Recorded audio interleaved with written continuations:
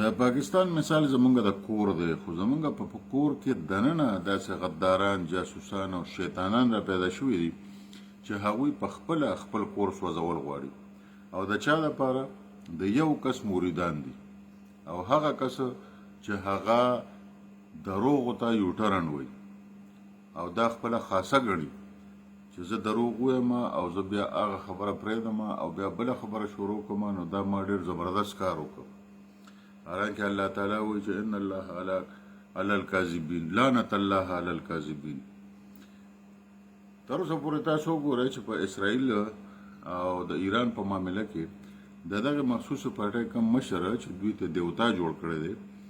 هغه د ایران په حق کې یو ټویټ کړی دی د اسرائیلو د حملې پر ضد یو ټویټ کړی دی هیڅ نه بالکل غږ هم نه کوي وایي چې څه لوبه روانه ده سمه روانه ده دلته که بیا د هغوی پیروکار وګورئ نو د هغوی پیروکار بیا د هندوستان خبرونه رالي او دلته د پاکستان کې په هغې باندې پروپیګنډه کوي حالانکه د هندوستان د میډیا پروپیګنډه خو ټولې دنیا ته ثابته شوه چې تش دروغ وو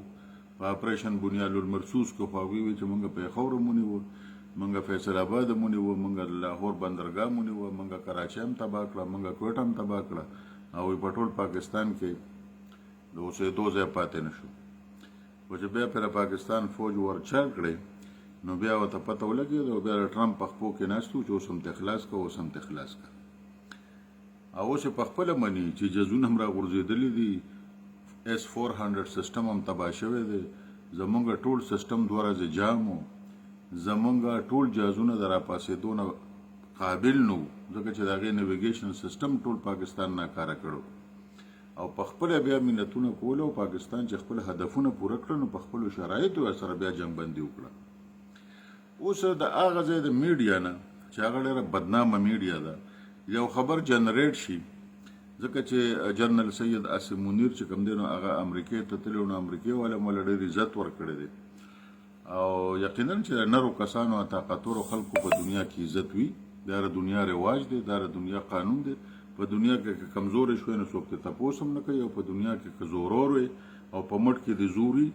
نو هر یو سړی د قدر هم کوي او هر یو سړی د عزت هم کوي فیلډ مارشل سید عاصم منیر چې کوم ملاقات کړی دی هغه د وزیر اعظم شهباز شریف په وینا باندې کړی دی او نن د امریکې خارجه وزیر مارکو روبیو وزیر اعظم شهباز شریف ته ټلیفون وکړ او د هغې ډېره زیاته شکریه ادا کړه چې تا د دې ملاقات اجازت ورکړه او سره په نورو مختلفو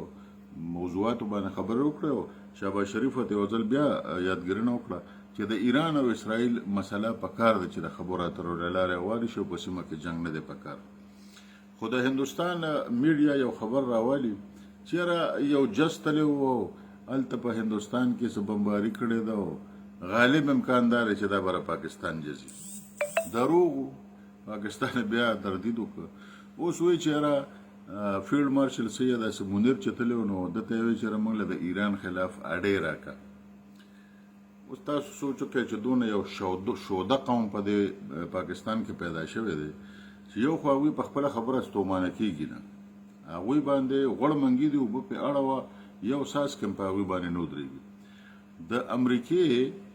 د ایران دپاره فوجي اډو ته ضرورت څه دی خوا کې ورسره په عراق دی په عراق کې د امریکې فوجي اډې دي سرحد په سرحد بالکل پوله په پوله ایران سره د هغې نه علاوه په خلیج فارس کې د هندوستان تقریبا 2 بیړۍ ولاړې دي چې په هغې کې 200-300 الوتکې ودرېږي او په یو ځای د هغې نه الوتي شي او بیا هلته راتلی شي ریفورینګ کولی شي او بیا د هغه ځای نه تللی شي او په هغې کې داسې میزایل لګېدلي دي چې هغه خپل حفاظت هم ښه په صحیح طریقه باندې کولی شي اردن دی ورسره خوا کې اردن خپله فضا او وایي چې د امریکې فضا ده هغه یې ورته کولو کړې ده شام دی ورسره خوا کې شام ورته خپله فضا کولو کړې ده ځکه چې شام خو تباه او برباد دی هغې سره خو دفاعي سیسټم شته نه نو زه دې قمقلو تاریان یم چې د امریکې د پاکستان اډو ته ضرورت څه دی د افغانستان لپاره خو به ورته ځکه ضرورت و چې افغانستان سره خوا کې سمندر نو خو د ایران په سمندر کې خو د امریکې بیړۍ ولاړې دي بیا عراق چې کوم دی نو هغه د هندوستان د امریکې په لاس کې دی او هلته د امریکې بلا اډې دي دغه شان اردن چې کوم دی نو هغه د امریکې په لاس کې دی، دغه شان شام د امریکې په لاس کې دی. نو دا بعض نیم خلک اسې مزه ولا ورکوي چې یاره داسې یو پروپاګانډا د هندوستان میډیا راچال کی او بیا دلته زمونږ په ملک کې چې بیا د تحریک انصاف کوم ملګري دي نو هغه هغې له هوا ورکي او یو قسم کوشش د دوی هم دا دی چې د پاکستان په فوج باندې الزام ولګوي، د پاکستان فوج بدنام کی، د پاکستان په فوج کې تقسیم راولي او عین حال کې عمده کار چې اسرائیل کړو نو د ایران سره هم کړو.